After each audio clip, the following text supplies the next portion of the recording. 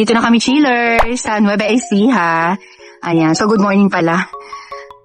Oras po ay 10:35 na ng umaga. At marami po kami pupuntahan ngayon. Nasa 6 na location po kami. And hindi ko pa alam kung may madadagdag pa kasi nag-post po ako sa FB page ko ng mga ocular namin. So, nag-PM po yung mga gusto magpagawa. Okay, shout out kay Madam or kay CS. Ayan. Ayan yung kanilang house. So, ang dami na namin balik dito, chillers, kasi as in yung pinapatayo pa lang itong bahay na to, nag-ukilan na kami. So, pangatlong punta ko na dito. Kaya, re-ukilar po yung visit namin dito. Ayan. Para sure na sure talaga yung sukat. Ayan. Nakakatuwa kasi kalansay lang nito. Skeleton talaga to nung unang-unang punta ko dito. Ayan. Ayan. So, shout out sa best friend niya. Anyway, dito tayo. So, pasensya na kayo kasi wala dito si CS. Ayun, nasa ibang bansa pa po siya. So, ito yung mga sinukatan namin. Isang couch lang dito kasi medyo maliit po yung kanilang living room. Ayan, tapos curtain dito, blinds, ayan. Pero sa ngayon, pinauuna niya muna yung mga importante talaga. Mga higaan, mga dining set, ano pa ba? Yun, mga bed frame. So, ito yung kay nanay, room 1. Ayan, medyo magulo pa siya. Pero kilala ko yan si sis. Amoy na amoy ko na siya na pag uwi ng Pilipinas na ko, siguradong mas magiging maayos na dito. Ayan, ito yung kanilang kitchen. Ayan. Yung may ref na dyan. And dito yung kanilang dining set. Ayan. Silipin natin dito. Ayan, dirty kitchen. Ayan, medyo may kalat-kalat lang dyan. Tapos akit tayo sa second floor. Ay, may CR nga pala dito. Buksan natin yung ilaw. Ayan. Siya. Ayan, tumating-ting yung chillaxing chairs. Okay. Tapos dito sa may hagdanan, may ano din. Nalagyan ng mga chururot. Ayan. Punta tayo ngayon sa second floor.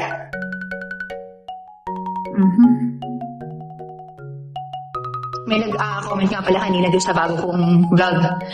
Mas okay daw talaga yung hindi nag-voice over. So, marami-rami rin sa inyo ang ayoko nag-voice over. Kaya lang po, kapag maingay po ang site, napipilitan po talaga akong mag-voice over.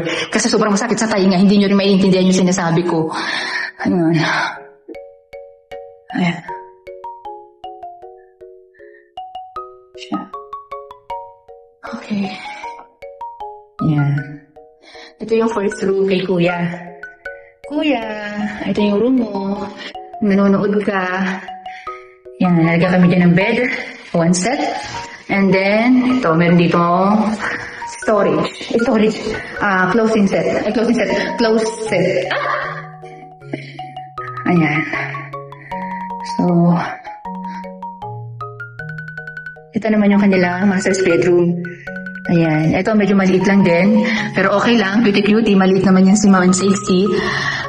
Ito, customized po talaga to. 53 by 60 inches lang ang magiging bed dito. Kasi nga, tatama itong pinto doon sa bed. So, yan ang kagandahan kapag customized. If ever man nakabili siya ng bed frame sa mall or sa ibang bilihan at naka-standard, yung pinto talaga tatamaan kasi 75 inches po ang standard natin. Yan, so magiging 60 lang. Imagine, ang laki nang nawala, 5 inches. And then yung headboard dito, sagad hanggang kisame. So abangan nyo na lang po yan. March 17 po yung deliver namin dito. Ayan, so dito may walk-in closet. Ayan, walk-in closet dyan. And then, ito yung bathroom. Yan, ito ang laki. Ayan, laki talaga. Oh. Di ba parang kwarto na kalaki, ganon. Ayan, may pa-bathtub dyan. And ito ayan, baka naman bash dyan. Talagang gusto ni sis na malaki yung bintana. May pagkaparehas kami ng ugali pagdating sa ganito. Para pagbukas mo, matatanggal agad yung iba't ibang klase ng amoy ng CR. Ayan, so, bet ko tong part na to. Ayan, yung malaki yung bintana. So, yung jacuzzi. Makakapag-relax siya dito. Ilabas ang scented candle. Ganon. Yan, laki din ng mirror. Oh. Pansinin nyo, medyo pumapayat-payat na ako. Imagine, yung January, Nung birthday ko, 72 kilo ako, chillers. Ngayon, 69. Wow, may nagbalaki. Ito yung balkonahe. Hindi ko na kayo isasama dyan. Okay. Paglabas dito sa master's bedroom, silipin natin yung powder room. Dito, sa second floor. Ayan, cute naman ito. Ayan.